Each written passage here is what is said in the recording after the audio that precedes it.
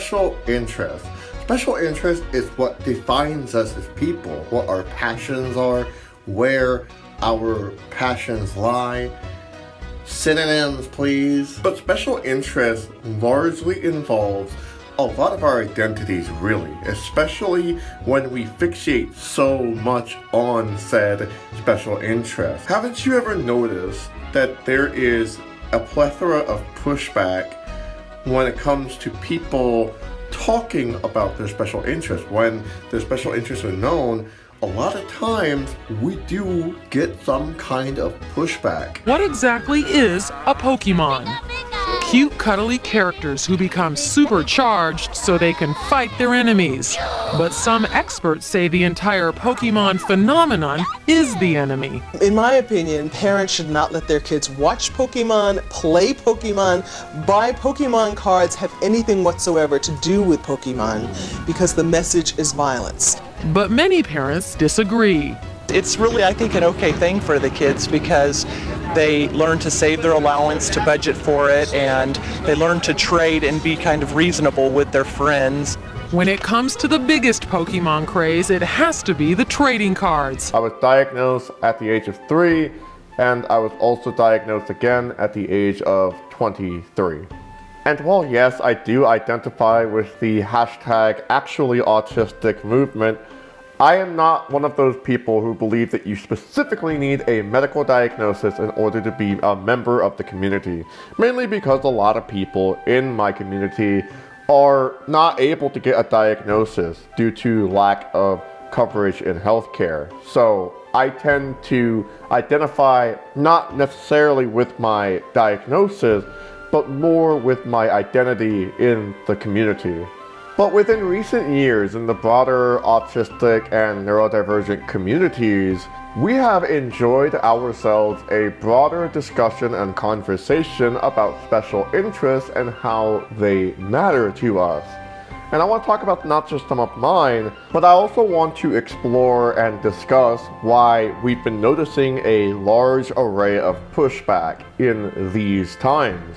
From my own personal perspective, in the 2nd grade, Pokemon became a huge, bustling hit with the rise of the Pokemania craze that hit the late 90s. And there was pushback even back then. It was so bizarre. Like, it felt like a sin to be able to play Pokemon with your friends all of a sudden. Just a little side note, I did go to Sunday school, but most of this retaliation that I experienced was in public school, mainly because of the fact that it was announced that Pokemon was banned from school. You couldn't bring the games to school and you couldn't trade cards at school. You had to do that off campus. Many school officials think the craze has gone too far. They're not allowed at our school because it's such a craze and people like them so much they tend to steal. School officials are finding that Pokemon cards are responsible for fistfights, and the constant trading is not only distracting kids from classwork, but turning the playground into a black market where they buy and sell rare cards. And this shit got weird too, because a lot of the times the teacher would literally search your person and your backpack to see if you were holding any cards, and they would confiscate that shit from you. That was so bizarre for me. Truly surreal. Maybe this was part of the reason why I never caught on with the Pokemon trading card game, but I did play the Pokemon games on Game Boy. But what about Yu-Gi-Oh? I have a PhD in dueling! That takes 9 years in duel school, you know! I got into Yu-Gi-Oh when I was just a little older. It felt like I sort of graduated from being a fan of Pokemon, especially after Generation 3, which in a way felt like a downer from the very climactic feeling of Generation 2. So naturally, Yu-Gi-Oh became something I was very interested in, and I was very interested in the television show as well as the card game. I was very into the card game. I've got a story I'd like to share from this era. I was very into the card known as Obelisk the Tormentor. I really liked seeing him in the show. I think he was my favorite card at the time, second being Slifer the Sky Dragon. Anyway, this card was relatively new at the time. And this kid at school said that he had Obelisk the Tormentor, and he was willing to trade me anything I had to give me this Obelisk the Tormentor. Of course, eventually we made this trade, and of course the card I got was fake. It was very fake, just horribly so. But that's alright, because I was really friggin' happy. Like, I actually felt real, genuine glee for the first time in a while at that point in my life, just because I had a card that meant a lot to me. I had a real connection with that card and the character that was on the card. Even though the card was fake, it wasn't something you could play in a tournament. It wasn't really something you could really even play in Duel, for that matter, because like it was virtually not really all that effective. But I specifically remember just how much having a version of Obelisk the Tormentor meant so much to me. And I hope that people who hear this story know exactly what I mean when I say that such a special interest was so important to me that I cherished it with my very being. Now, I want to talk about a really sad tragedy that came from that story. And that was after many years of being bullied at school, I threw away all of my Yu-Gi-Oh cards. I got rid of them all. And that was because I was so ashamed of being into Yu-Gi-Oh!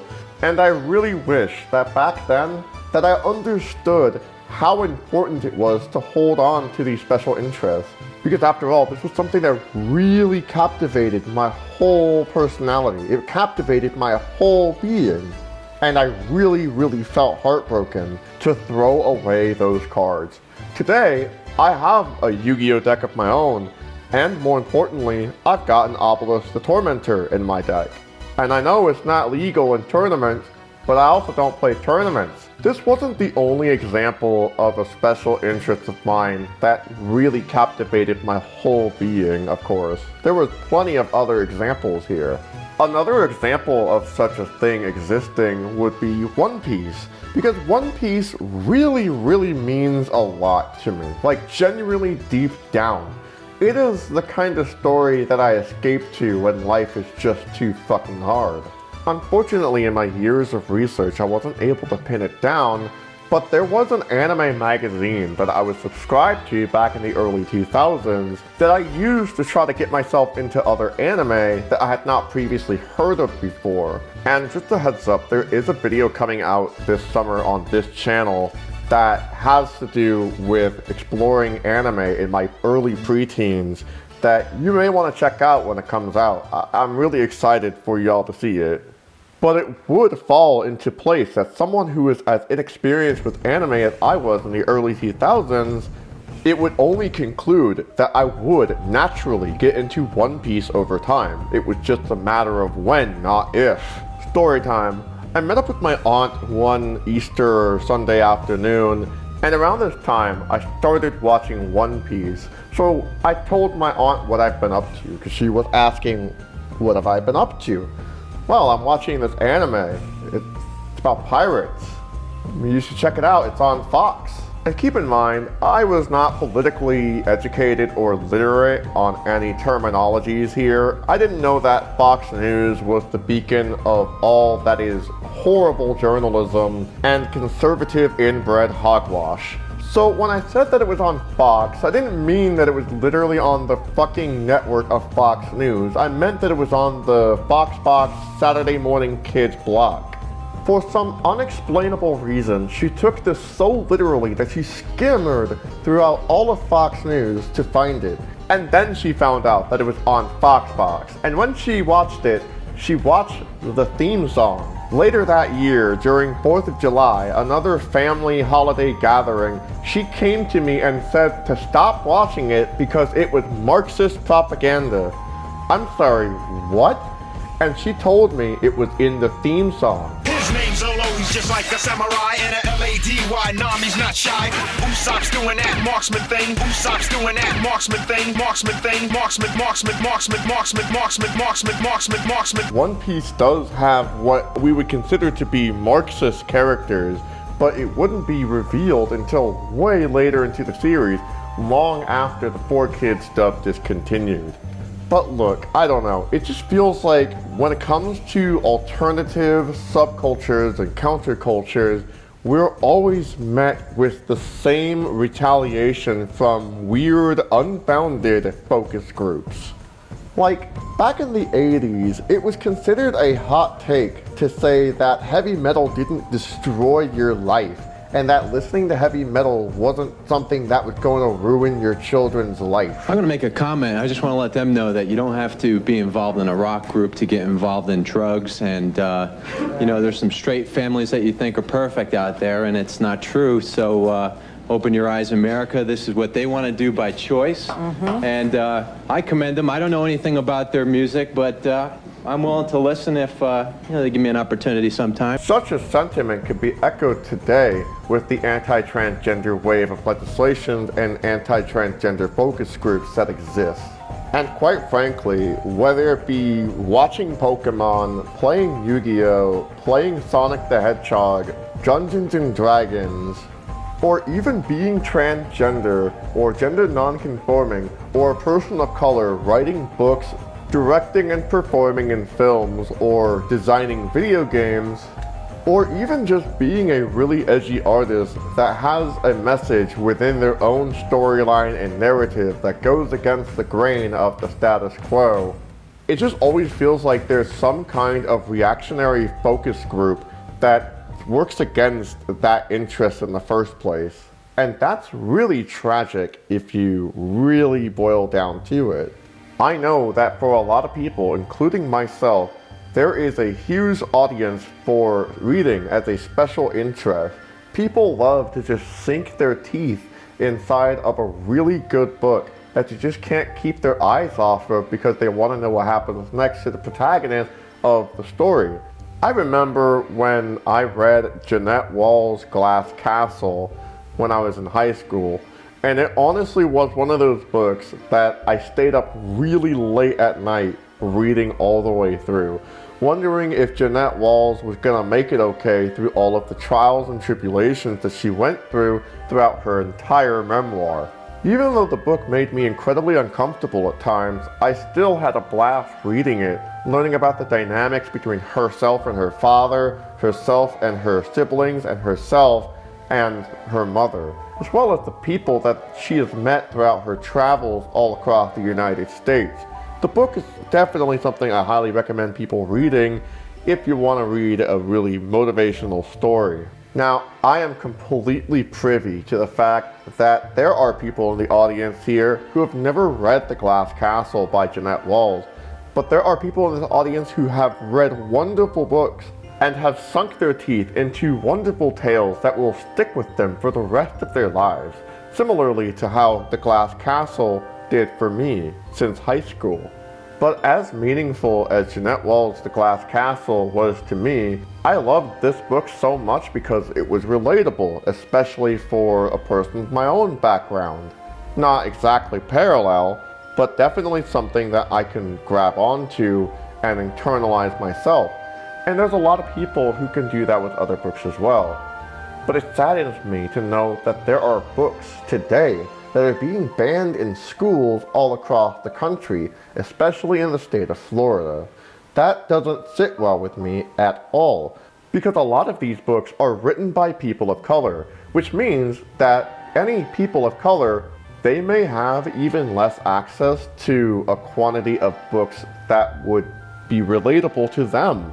Of course, I speak a lot of praise about The Glass Castle by Jeanette Walls, but other people may not have that same experience, and they may want a book or a show or a story to share that is more relatable to them. And I really think that depriving people, especially young children, autistic children with special interests, it is absolutely detrimental to our development. Now, I totally understand if someone is talking about their special interest and that is all they talk about, and you're just, TBH, not super interested in whatever that person is talking about. A relationship is a two-way street, and it should be mutually respected as such. But I'm not talking about that. I am talking about the people who go out of their way to silence those who are just talking about trains, who are just fascinated with urban planning. I'm talking about the people who look at someone who is reading an astrophysics book and goes, why aren't you reading People's Magazine instead? And that's not to diss people who read People's Magazine, but then we must ask the question as to why we consider reading People's Magazine to be more conventional and traditional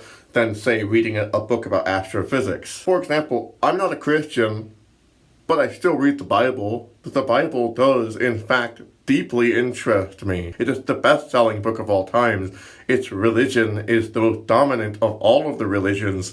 So therefore, yeah, I do read the Bible, even though I am not a follower of Christ or I'm not a follower of any religion as of right now. One of my special interests is, in fact, reading religious texts and reading texts that I would otherwise not normally read. Like, have you ever been to Wikipedia and just clicked on a bunch of links and thought, wow, all of these links are so cool and they all lead to different fascinating topics? This is what I'm talking about. This is the kind of nerdiness that I think really needs to be reinforced more than anything. And I think the message I want to bring here is that while we're talking about autism awareness, we should really be focusing on autism acceptance, because autism looks different between different people. Different people have different symptoms and they don't always match. But when we identify with autism, we should be accepting of our persons and our identities, as well as what makes us us. And I think, like, when I started coming out as transgender, I started to really truly connect with who I am internally. All of the things that I was previously interested in that I later became ashamed of started coming back unabashedly so. Yu-Gi-Oh!, Pokemon, Sonic the Hedgehog, punk music, science, history, geopolitical politics and history, learning about tectonic plates, space, the universe. And because of that, I am now whole. I am not just, former chapters of myself. I am whole. And I have accepted myself as whole. And honestly, I kind of wish that for everyone, because that is a feeling that I don't think a lot of people can truly grasp. But I think until then, we need to continue to have the discussion of autism acceptance and the acceptance of people's special interests.